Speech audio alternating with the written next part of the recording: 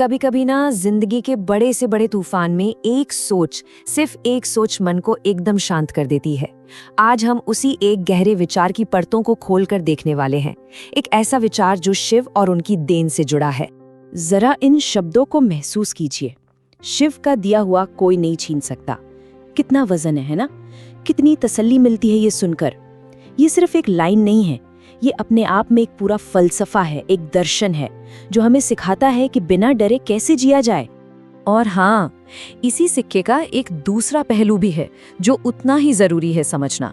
वो ये कि जो चीज शिव ने हमें दी ही नहीं, अगर हम उसके पीछे भागते रहेंगे तो सिवाय अपनी रूह को थकाने के और कुछ हासिल नहीं होगा।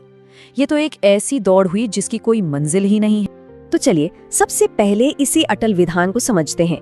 इसे एक तरह से दिव्य सुरक्षा का एक वादा कह सकते हैं।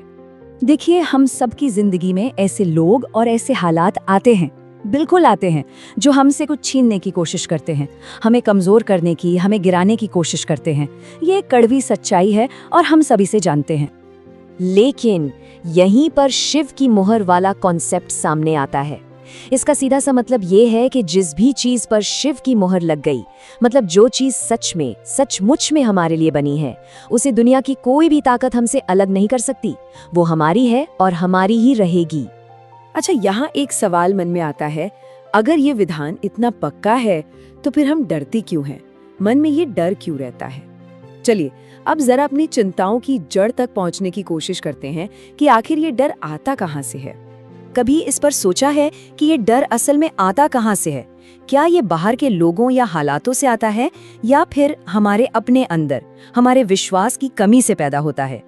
और ये डर कुछ ऐसे हैं जिन्हें हम सब पहचानते हैं ना, कि अरे कहीं ये खुशी छिन ना जाए, कहीं ये प्यार खो ना जाए, कहीं बरसों की जो मेहनत है वो एक झटके में बर्बाद ना हो जाए। यही तो वो चिंताएं हैं जो हमें अंदर ही अंदर खाती रहती है। लेकिन देखिए, यहीं पर ये फलसफा हमें एक चुनौती देता है। ये कहता है कि अगर विश्वास सचमुच गहरा हो तो फिर डर के लिए जगह बचती ही कहाँ है?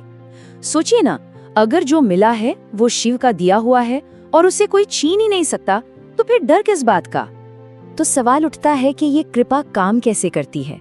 देखिए, ये समझना बहुत जरूरी है कि शिव के दिए हुए तोहफे आसमान से अचानक नहीं टपकते, बल्कि वो हमारे कर्म और उनकी कृपा के जुड़ाव से हमें धीरे धीरे बनाते हैं, हमें घड़ते हैं। जब शिव कुछ देते हैं तो उनका मकसद सिर्फ वो चीज देना नहीं होता। नहीं, मकसद होता है हमें और मजबूत बनाना, हमें और ज्यादा समझदार बनाना, और हमें इतना काबिल बनाना कि हम अपने कर्मों से, अपनी मेहनत से उसे संभाल भी सके।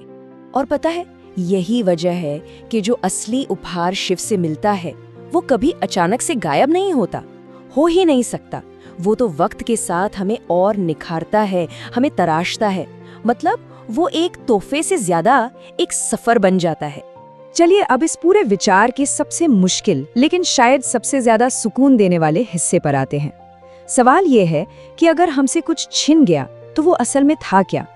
यहाँ हमें अपने नुकसान को, अपने लॉस को एक बिल्कुल ही नए नजरिए से देखना होगा। जरा इस पर गौर कीजिए। हमारा मन क्या कहता है? मन कहता है ये मुझसे छीन लिया गया, लेकिन ये एक भ्रम है। सत्य क्या है? सत्य ये है कि ये शिव ने कभी दिया ही नहीं था। बस इस एक सोच के बदलाव से सोचिए जरा, कितना बोझ मन से हल्का हो सकता है। और बात तो इससे भी गहरी है। जिसे हम समझते हैं कि हमसे छिन गया, वो असल में शिव का ही एक दूसरा तोहफा हो सकता है। कैसे? क्योंकि शिव सिर्फ वही चीज हमारी जिंदगी से हटाते हैं जो हमारी तरक्की के रास्ते में एक रुकावट बन रही हो। वो बोझ हटाते हैं, तोहफा नहीं छीनते। ठीक है, ये सब तो समझ आ गया, लेकिन फिर सवाल ये है कि पहचाने कैसे कि कौन सी चीज शिव की देन है और कौन सी नहीं? अच्छी बात यह है कि इसे जानने के लिए कुछ बहुत ही साफ निशानियां हैं। देखिए, जो चीज शिव की देन होगी वो मन में बेचैनी नहीं, शांति लाएगी। वो घमंड नहीं बल्कि विनम्रता सिखाएगी। वो भटकाएगी नहीं बल्कि सही रास्ते पर बनाए रखेगी। और सबसे जरूरी, वो मन में मैं का भाव नहीं, अहंकार नहीं, बल्कि एक शुक्र का भाव, एक ग्रैटिट्यूड का भाव जगाएगी। तो यहाँ पर एक सीधा सादा सा नियम बन जाता है, एक लिटमस टेस्ट समझ लीजिए।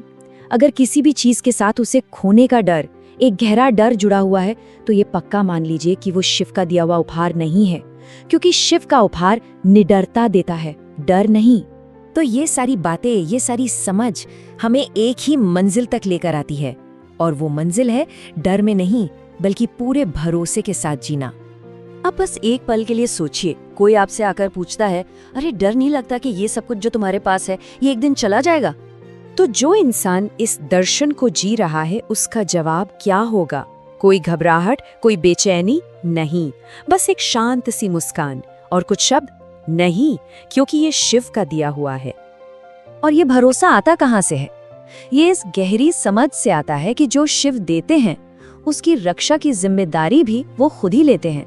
वो बोझ हमारे कंधों पर डाला ही नहीं गया है। तो आखिर में इस पूरी बातचीत का सार यही है, जब जीवन में शिव की मौजूदगी का गहरा एहसास होता है तो खोने का डर अपने आप मिट जाता है, और जो पीछे बचता है वो सिर्फ और सिर्फ भरोसा है। और यकीन मानिए, उसी भरोसे में असली आजादी है और असली शांति है।